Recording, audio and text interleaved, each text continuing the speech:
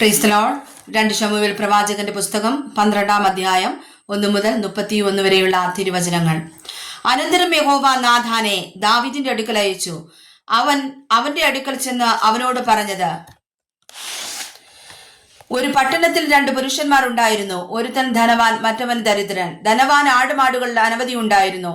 ദരിദ്രനോ താൻ വിലയ്ക്ക് വാങ്ങി വളർത്തിയ ഒരു പെൺകുഞ്ഞാടല്ലാതെ ഒന്നും ഇല്ലായിരുന്നു. അത് അവന്റെ അടുക്കലും അവന്റെ മക്കളുടെ അടുക്കലും വളർന്നു വന്നു. അതവൻ തിന്നുന്നതിൽ ഓഹരി തിന്നുകയും അവൻ കുടിക്കുന്നതിൽ ഓഹരി കുടിക്കുകയും അവന്റെ മടിയിൽ കിടക്കുകയും ചെയ്തു. അവനൊരു മകനെ പോലെയും ആയിരുന്നു, അവന് ഒരു മകളെ പോലെയും ആയിരുന്നു. ധനവാന്റെ അടുക്കൽ ഒരു വഴിയാത്രക്കാരൻ വന്നു. തന്റെ അടുക്കൽ വന്ന വഴി പോക്കനു വേണ്ടി പാകം ചെയ്യുവാൻ സ്വന്തം ആടുമാടുകളിൽ ഒന്നിനെ എടുപ്പാൻ മനസ്സാകാതെ അവൻ ആ ദരിദ്രന്റെ കുഞ്ഞാടിനെ പിടിച്ച് തന്റെ അടുക്കൽ വന്ന ആൾക്ക് വേണ്ടി പാകം ചെയ്തു. അപ്പോൾ ദാവീദിന്റെ കോപം ആ മനുഷ്യന്റെ നേരെ ഏറ്റവും ജ്വലിച്ചു. അവൻ നാഥാനോട്, യഹോവയാണ് ഇത് ചെയ്തവൻ മരണയോഗ്യൻ. അവൻ കനിവല്ലാതെ ഈ കാര്യം പ്രവർത്തിച്ചത് കൊണ്ട് ആ ആടിനു വേണ്ടി 4 ഇരട്ടി പകരം കൊടുക്കണം എന്ന് പറഞ്ഞു. നാഥാൻ ദാവീദിനോട് പറഞ്ഞത്, ആ മനുഷ്യൻ നീ തന്നെ. ഇസ്രായേലിന്റെ ദൈവമായ യഹോവ ഇപ്രകാരം അരുളി ചെയ്യുന്നു, ഞാൻ നിന്നെ ഇസ്രായേലിന് രാജാവായിട്ട് അഭിഷേകം ചെയ്തു. നിന്നെ ശൗലിന്റെ കയ്യിൽ നിന്ന് വിടുവിച്ചു.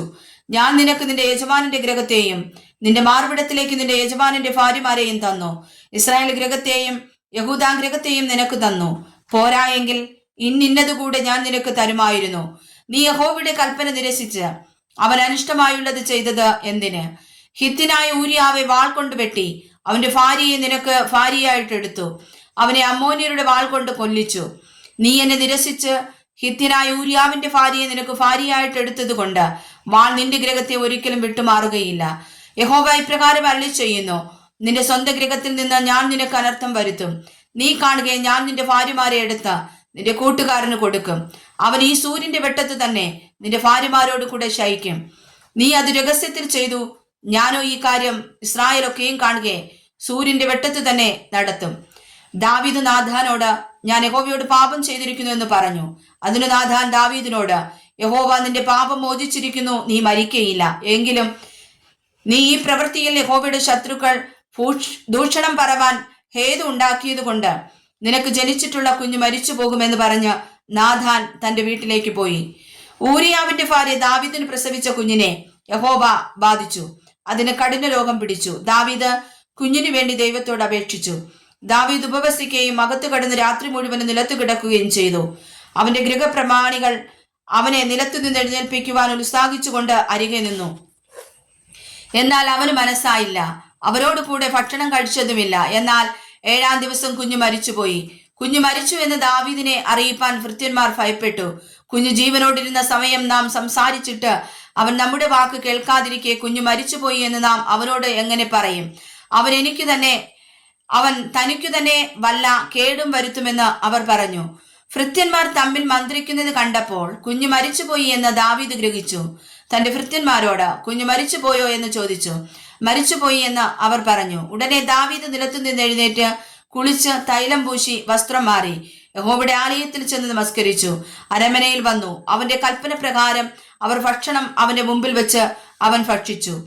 അവന്റെ ഭൃത്യന്മാർ അവനോട്, നീ ഈ ചെയ്തിരിക്കുന്നത് എന്ത്? കുഞ്ഞു ജീവനോടിരുന്ന സമയം നീ അവനു വേണ്ടി ഉപവസിച്ചു കരഞ്ഞു.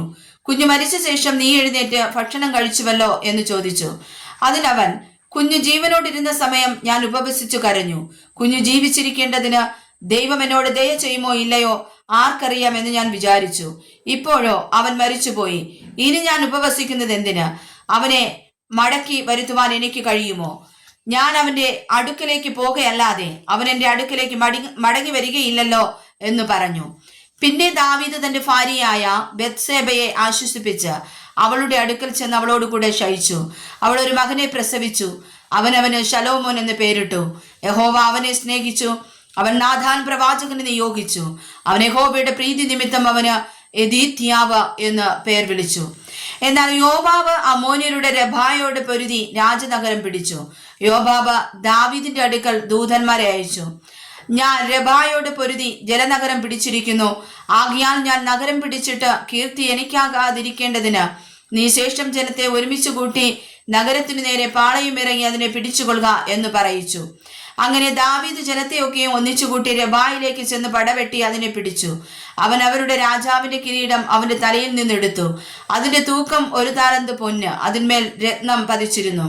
അവർ അത് ദാവീദിന്റെ തലയിൽ വെച്ചു. അവൻ നഗരത്തിൽ നിന്ന് അനവധി കൊള്ളയും കൊണ്ടുപോന്നു. അവിടുത്തെ ജനത്തെയും അവൻ പുറത്തു കൊണ്ടുവന്ന് അവരെ ഈർച്ചവാളിനും മെതിവണ്ടിക്കും കോടാലിക്കുമാക്കി. അവരെ കൊണ്ട് ഇഷ്ടികച്ചൂളയിലും വേല ചെയ്യിച്ചു.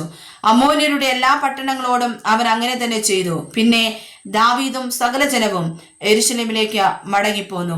വായിച്ചതായ തിരുവചനങ്ങളാൽ കർത്താവ് നമ്മെ ശ്രേഷ്ഠമായി അനുഗ്രഹിക്കുമാറാകട്ടെ. ആമേൻ.